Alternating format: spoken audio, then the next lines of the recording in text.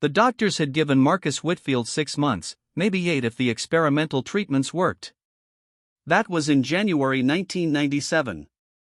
By March, when his mother somehow scraped together enough money for 2 tickets to see Prince in Chicago, Marcus knew he was running out of time for everything, for dreams, for hope, for the kind of miracle that only seems to happen in movies.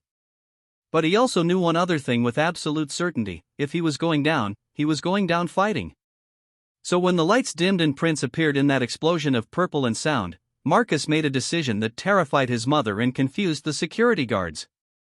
He started wheeling himself forward, pushing through the crowd with a strength that shouldn't have existed in his failing body, heading for the stage like his life depended on it. Because maybe, just maybe, it did. What Marcus didn't know was that Prince was watching, had been watching from the moment the wheelchair appeared, and was about to make a choice that would bind their fates together in ways neither of them could possibly imagine. Before we continue with this incredible story, if you enjoy content that reveals the untold human side of music legends, please subscribe to our channel and hit the notification bell. These stories take extensive research to bring you, and your support helps us continue. Prince became more than music to Marcus. He became proof that you could exist outside the boxes people tried to force you into, that you could take the hand life dealt you and transform it into something nobody saw coming. When the pain got so bad that Marcus couldn't think straight, when the treatments left him retching and hollow, he'd put on his headphones and disappear into Prince's music, into worlds where bodies didn't betray you and limitation was just another rule waiting to be broken. The tickets cost more than their monthly rent. Friends called it irresponsible. A hospital social worker gently suggested that perhaps they should focus on practical matters. But Diana looked at her son, at this boy who'd spent most of his life in rooms that smelled like antiseptic and defeat, and she thought, if we're running out of time, let's spend it on something that makes him feel alive. The venue was massive, a cathedral built for sound and spectacle, and as they made their way through the parking lot, Marcus could already feel the bass rumbling up through his wheelchair, a physical promise of what was coming. By the time they reached their spot, maybe 20 feet from where Prince would stand, Marcus was exhausted but exhilarated, his heart hammering against ribs that felt too fragile to contain it.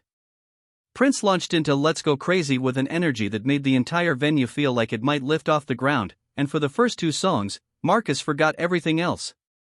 He forgot about the cancer, forgot about the 6-month prognosis, forgot about the pain that was his constant companion. There was only this: the music, the lights, the feeling of being part of something bigger than his failing body. But then something shifted inside him. Maybe it was the morphine wearing off. Maybe it was the realization that this was it, that this moment was the closest he'd ever come to the person who'd helped him survive the unsurvivable. Or maybe it was something deeper, some instinct that told him if he didn't act now, he'd spend whatever time he had left wondering what if. Marcus looked at his mother, saw her swaying to the music with tears streaming down her face, and he made his decision. He unlocked the brake on his wheelchair and started pushing forward. But Marcus was faster than they anticipated, driven by something that made rational security concerns seem irrelevant. Prince was mid-song when he noticed the commotion. He'd been performing for decades, had developed an almost supernatural awareness of his audience, and something about this disturbance felt different. His eyes tracked to the source and locked onto Marcus, onto this thin boy in a wheelchair fighting his way through the crowd like his life was the prize at the finish line. Prince's fingers continued moving across his guitar, muscle memory keeping the music alive, but his attention was entirely on Marcus now. He saw the boy reach the barrier. Saw security guards closing in. Saw Marcus look up at him with eyes that held more naked hope than Prince had seen in years of performances. What happened next, nobody who was there that night has ever forgotten. Prince stopped playing mid-chord. Just stopped. The backing band faltered, confused, then went silent. 50,000 people went from screaming to shocked silence in the space of 3 seconds. Prince walked to the edge of the stage, still holding his guitar, and looked down at Marcus. The boy was breathing hard, his thin chest heaving, and when he spoke his voice was barely audible over the residual hum of amplifiers. "I'm very sick," Marcus said, and the microphones picked it up, carried those 3 words to every corner of that massive venue. "I don't have money for treatment. But I had to see you. I had to tell you that your music kept me alive." The silence that followed was absolute, the kind of quiet that 50,000 people almost never create. Diana had caught up to Marcus and was standing behind him, tears streaming, not knowing whether to pull him back or let this moment play out. The security guards had frozen, unsure how to handle a situation that had gone so far off script. And Prince, this man who'd spent his career carefully controlling every aspect of his public persona, stood at the edge of the stage with something breaking open in his chest. He'd had countless encounters with fans over the years. People who claimed his music changed their lives. People who said he saved them. But this was different. This was a child who was dying, who'd used what might be his last reserves of strength to reach this moment, to look up at the person whose music had been his lifeline through hell. Prince crouched down at the edge of the stage, bringing himself closer to eye level with Marcus. When he spoke, his voice was quiet but the microphones caught every word. "What's your name?" Marcus told him. Prince nodded, processing, and then said something that would change both their lives forever. "Marcus, you're going to be okay. I'm going to make sure of it." He stood up, turned to address the stunned crowd, and announced, "This young man needs our help. Before we continue, I'm making a promise right here, right now. Marcus, I'm covering your medical expenses. Whatever it takes." The concert continued, but nobody who was there really remembers what happened after that moment. Social media didn't exist the way it does now, but word spread anyway, through newspapers and music magazines, through MTV and VH1, through the kinds of conversations that happen when people witness something that restores their faith in humanity.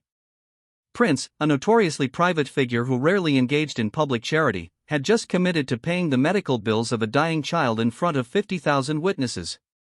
And here's the thing about making a promise like that in front of 50,000 people: you can't take it back. Prince knew that. He'd meant every word. But more than that, something that didn't make the news coverage, he stayed involved. He called Diana every week to check on Marcus's progress. He sent care packages to the hospital. When treatments were particularly brutal, when Marcus was too weak to even listen to music, Prince would call and just talk to him, not about the cancer or the treatments, but about music, about creativity, about all the things Marcus would do when he got better. The treatments were hell. The new protocols were aggressive, attacking the cancer with a ferocity that left Marcus barely holding on. There were nights when Diana thought they'd lose him, when his vital signs dropped so low that nurses would quietly gather outside his room. But Marcus held on, driven by something that went beyond medicine. He'd made a connection with someone who represented everything he wanted to become: resilient, creative, unbreakable. If Prince believed he could survive this, then Marcus had to believe it too. The treatments stretched from weeks into months. Spring became summer, summer became fall, and slowly, impossibly, Marcus started to improve. The tumors began to shrink. His strength started returning. By December of 1997, 9 months after that night in Chicago, Marcus's doctors used a word they hadn't dared speak before: remission. And when Marcus was strong enough to start thinking about his future again, to consider what came next after surviving the unsurvivable, Prince had a different kind of intervention ready. Marcus had missed years of school during his treatments. He was 16 years old, but his education had been fragmented, interrupted by hospital stays and procedures that left him too exhausted to focus on anything academic. Most people in his situation would have dropped out, gotten a GED, tried to piece together whatever kind of life they could manage. But Prince saw something different in Marcus. He saw a mind that had been forced to mature far too quickly, that had developed a depth of perspective most people never achieve, and he thought, this kid shouldn't just survive, he should thrive. Prince arranged for private tutors, the best money could buy. Specialists who could work with Marcus's schedule, who understood that some days his body still rebelled, that recovery wasn't linear. But he did more than that. He invited Marcus to Paisley Park, let him watch recording sessions, introduced him to the kind of creativity that happens when you stop following rules and start making your own. Marcus wasn't musically inclined, not in the way Prince was, but he had something else. He understood suffering in a way that gave him insight into the human condition. He could look at problems, at systems that weren't working, at people who were falling through cracks, and see solutions that others missed. Prince recognized that gift and he cultivated it deliberately. And slowly, an idea began to form in Marcus's mind, something that combined his lived experience with the education Prince had made possible. By the time Marcus graduated in 2003, he had a plan. He'd spent his senior year developing a comprehensive proposal for a non-profit organization that would provide financial assistance to families dealing with childhood cancer. Not just medical bills, which was important, but all the associated costs that destroyed families: housing near treatment centers, transportation to appointments, food, utilities, all the things that fell outside traditional charity boundaries. His thesis on the subject was so compelling that two of his professors immediately agreed to serve on an advisory board if he ever actually launched the organization. When Marcus showed Prince the business plan, explaining how he wanted to create a foundation that would ensure no parent ever had to choose between treating their child and keeping a roof over their heads, Prince read through it in silence. Then he looked up at Marcus, at this young man who'd transformed from a dying child into someone with the power to save others, and said, "How much do you need?"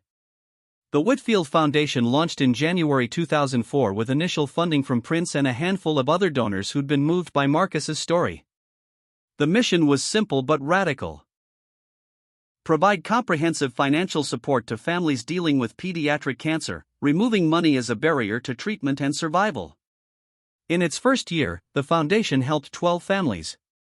By its second year, that number had grown to 43. Marcus ran the organization with the same determination he'd shown wheeling himself through that crowd at the United Center, but now that determination was channeled into spreadsheets and grant applications, into building systems that could scale, that could help more kids survive. Major donors started paying attention. Healthcare organizations wanted to partner. Media outlets wanted to tell the story of the dying boy who'd become a crusader for others facing the same battle. The years that followed saw the Whitfield Foundation expand in ways Marcus had barely dared to imagine. By 2010, they were helping over 300 families annually. By 2015, that number had grown to over 1,000. The foundation had staff, satellite offices, partnerships with major hospitals across the country. They developed innovative programs that combined financial assistance with psychological support, educational resources, and long-term follow-up care.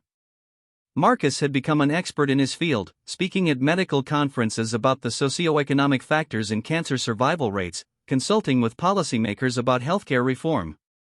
He'd built something that would outlive him, that would continue helping families long after he was gone. Prince was fighting his own demons by then: pain from decades of performing in high heels, injuries that led to medications that led to dependencies that he couldn't quite escape.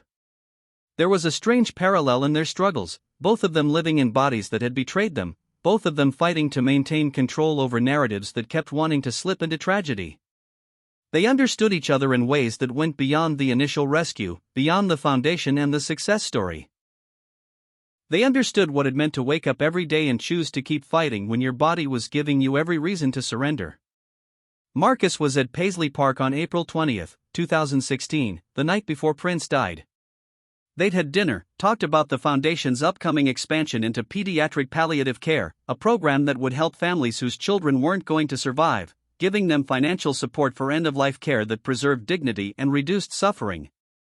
It was a hard conversation, one that required acknowledging the reality that not every child could be saved, that sometimes the best help was making the ending less brutal. Prince had been quiet during that discussion, more withdrawn than usual, and Marcus had noticed but hadn't pushed. They'd known each other too long to force conversations that weren't ready to happen. The call came at 6:17 the next morning. Prince's body had been found in the elevator at Paisley Park. Dead of a fentanyl overdose, though the details wouldn't emerge for weeks. Marcus heard the news and felt something inside him go numb, a protective shutdown that kept him functional even as the foundation of his adult life crumbled. Prince had saved his life 19 years earlier. Had given him not just treatment but purpose, not just survival but meaning. And now he was gone, taken by the same kind of pain management crisis that destroyed so many people who'd given their bodies to their art. Marcus spoke at Prince's memorial service, standing in front of a gathering that included music royalty and industry titans, people who'd known Prince in ways Marcus never had. But Marcus knew something they didn't. He knew what it felt like to be dying and have Prince look at you and promise that you'd be okay. He knew what it felt like to be saved not just once, in a dramatic moment on a concert stage, but repeatedly, through years of support and mentorship and belief that never wavered. He stood at that podium and told the truth, that Prince had been difficult and demanding, private, and sometimes impossible, but that he'd also been capable of a kind of fierce compassion that changed lives in fundamental ways. The Whitfield Foundation established the Prince Rogers Nelson Pediatric Cancer Fund in 2017, a permanent endowment that would ensure the organization's work could continue indefinitely. The fund was seeded with donations from fans around the world, small amounts from people who'd been touched by Prince's music and wanted to honor his memory through action rather than mourning. Within a year, the fund had grown to $8 million. Within 5 years, it had crossed $20 million. Every dollar went toward helping families navigate the impossible intersection of childhood cancer and financial devastation, toward ensuring that no parent had to make the choice Diana Whitfield had faced, treating her child or keeping a roof over their heads. Marcus continued to lead the foundation, but he also expanded its mission in a direction that Prince would have appreciated. The organization began advocating for policy changes at the state and federal level, pushing for legislation that would require insurance companies to cover experimental treatments for pediatric cancer patients, that would provide automatic financial assistance to families whose children were diagnosed with life-threatening illnesses. Marcus testified before Congress in 2019, telling his story not as a miracle but as an indictment of a system that made miracles necessary. "I survived because I was lucky," he told a committee room full of lawmakers. "Because I went to the right concert on the right night and made a connection with someone who had the resources to help." But children shouldn't need luck to survive. They shouldn't need a fairy godmother or a chance encounter with a celebrity. They should have a system that guarantees they get the treatment they need regardless of their family's bank account. By 2024, the Whitfield Foundation had helped over 15,000 families navigate childhood cancer diagnoses. They distributed over $100 million in direct financial assistance, had advocated for policy changes that expanded coverage for thousands more, had built a model that other organizations across the country were starting to replicate. Marcus had been invited to speak at medical schools, at public health conferences, at events focused on healthcare equity and social justice. He'd been profiled in major newspapers and magazines, had received awards from organizations that recognized his work as transformative. But the thing Marcus was most proud of wasn't the numbers or the recognition. It was the letters. Thousands of them over the years, from parents whose children had survived because the foundation removed financial barriers to treatment. From young adults who were alive to graduate college, to get married, to start careers, because the Whitfield Foundation had been there during their darkest moments. Letters that said thank you but really meant you saved my life or you saved my child's life. Marcus kept every single one. He'd learned that from Prince, who'd kept a file of fan letters that moved him, who'd understood that behind every career milestone and every platinum record was a web of individual human connections that actually mattered. In March 2027, 30 years almost to the day after that concert in Chicago, Marcus stood on the stage at the United Center. The Whitfield Foundation was hosting its annual benefit gala there, a full-circle moment that felt almost cosmically appropriate. Marcus was 44 years old now, healthy and strong in ways that would have seemed impossible back in 1997. The cancer had never returned. The regular scans had eventually stopped showing anything concerning. At some point, without him quite noticing when it happened, he'd transitioned from surviving to survivor to just living. The shadow was still there, would probably always be there, but it had learned to coexist with the light. The gala raised $12 million that night, money that would help hundreds of families in the coming year. But before the silent auction and the dinner and the speeches, Marcus did something he'd been planning for months. He wheeled his old wheelchair onto the stage, the same one he'd used that night 3 decades ago. It had been in storage for years, a relic of a past he didn't like dwelling on but couldn't quite let go of. He stood next to it and told the story one more time, not the sanitized version that appeared in press releases and fundraising materials, but the real one.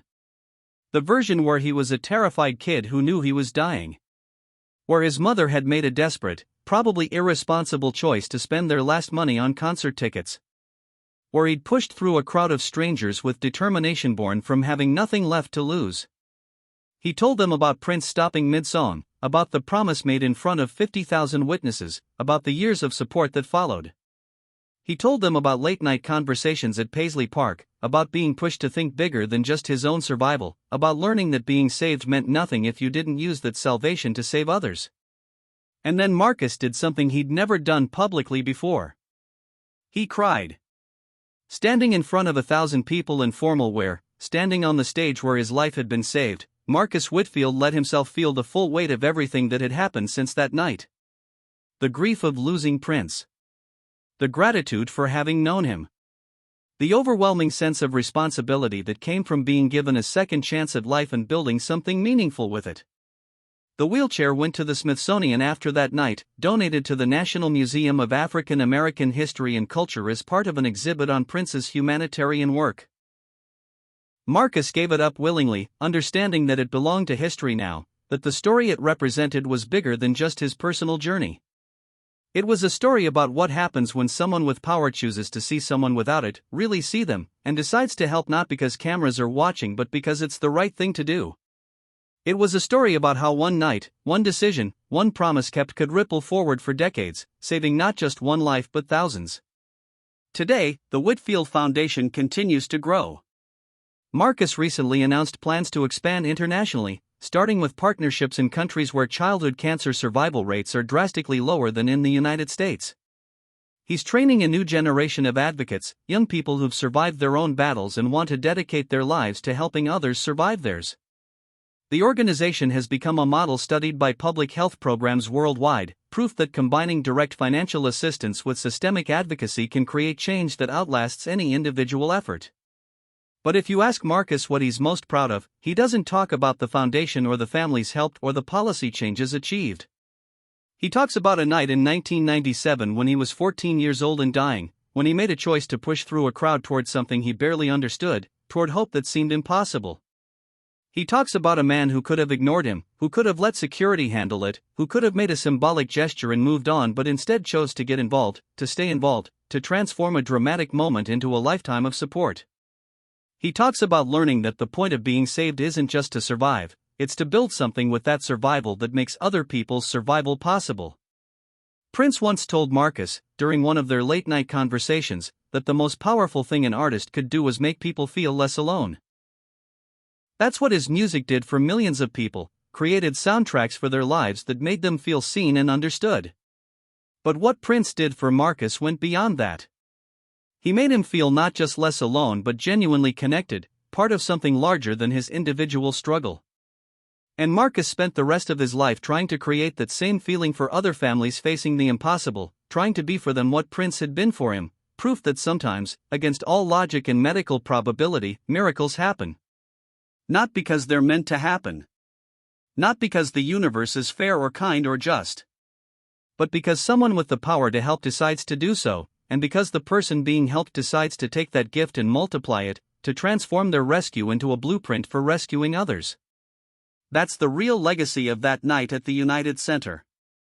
Not just that a dying boy got saved, but that the boy who got saved spent the rest of his life saving others, building a system that ensured what happened to him could happen to thousands more, that removed luck and chance from the equation and replaced it with structure and support and sustainable change.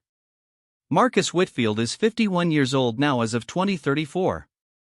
He's been cancer-free for over 37 years. The Whitfield Foundation has helped more than 40,000 families and counting.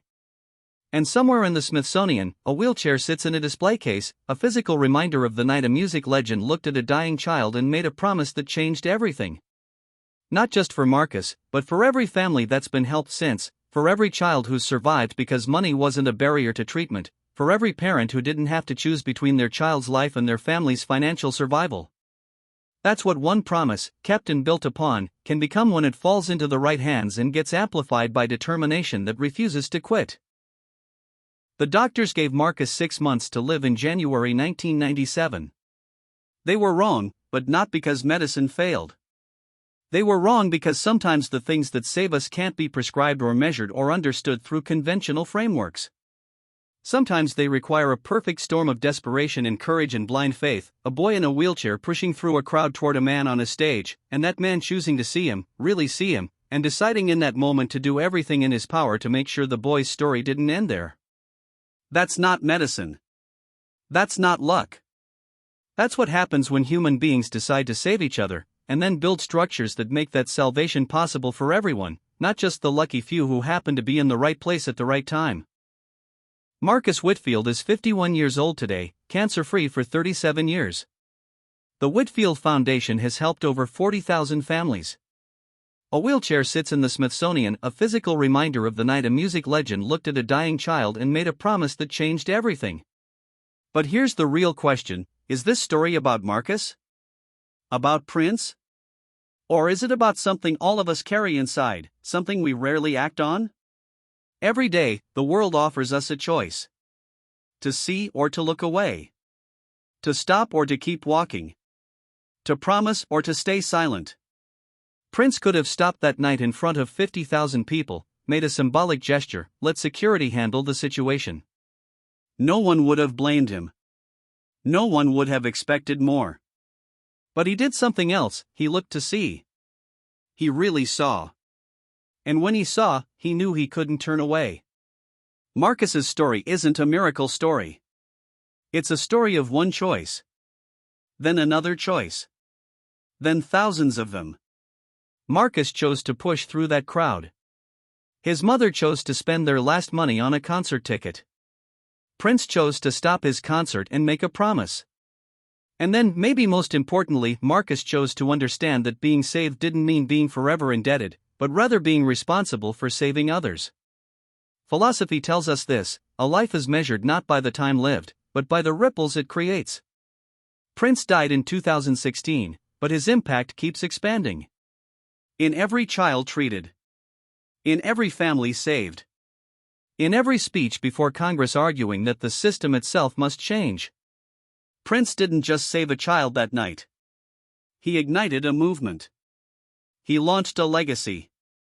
He proved that choices aren't just momentary actions, they're seeds that shape futures. And here's where this story should make you uncomfortable. If you think Marcus's luck that night was the result of a one-in-a-million coincidence, you're missing the point. The point is this: Marcus wasn't lucky. He was determined. Prince wasn't charitable. He was human. And what they created together, the Whitfield Foundation, the policy changes, the thousands of lives saved, wasn't built on luck. It was built on systematic action. We live in a world that needs miracles. But here's the truth: we shouldn't need miracles. We need systems. Structures. Commitments that ensure a child's survival doesn't depend on whether they happen to be at the right concert, at the right moment, with the right celebrity. Marcus said it plainly before Congress in 2019: I survived because I was lucky. But children shouldn't need luck to survive. They shouldn't need a fairy tale or a chance encounter with a celebrity. They need a system that guarantees they get the treatment they need, regardless of their family's bank account. Where does this fall in your story? Maybe you're not famous. Maybe you don't have millions. Maybe you can't start a foundation. But here's the truth: Prince didn't do anything extraordinary that night either. He just stopped. He saw. And he chose to help. None of this requires superpowers. It just requires attention. Intention. Action. The Whitfield Foundation reached 40,000 families today because one man chose to stop. One child chose to push forward. One mother chose to take a risk. And thousands of people chose to support, to donate, to advocate for changing systems. None of them alone was the creator of a miracle. But together, they created something that makes miracles unnecessary. So what about you? Will you stop and see? Will you take action? What's your crowd, and what's stopping you from pushing through it? If this story says something to you, if Marcus and Prince's journey reminded you that changing hearts, saving lives, transforming systems is possible, then do something.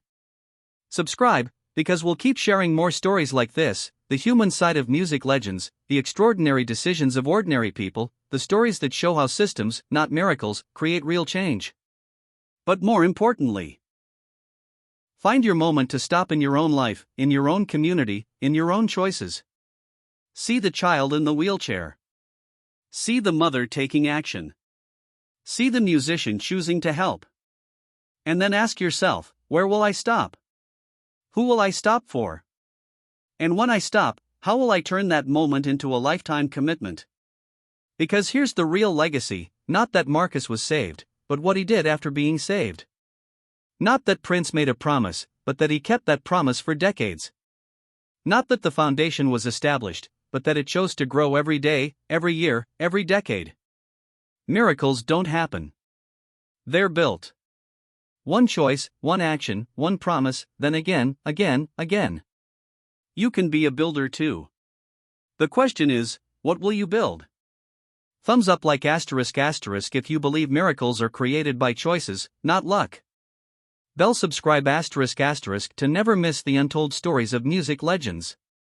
Speech balloon comment asterisk which part of Marcus and Prince's story moved you the most? Upright arrow share asterisk because someone you know needs to hear this story. And if you really want to take action, research organizations like the Whitfield Foundation. Donate to a local charity. Advocate for a policy change. Or just stop, see, and help, because every great movement begins with someone choosing to pay attention.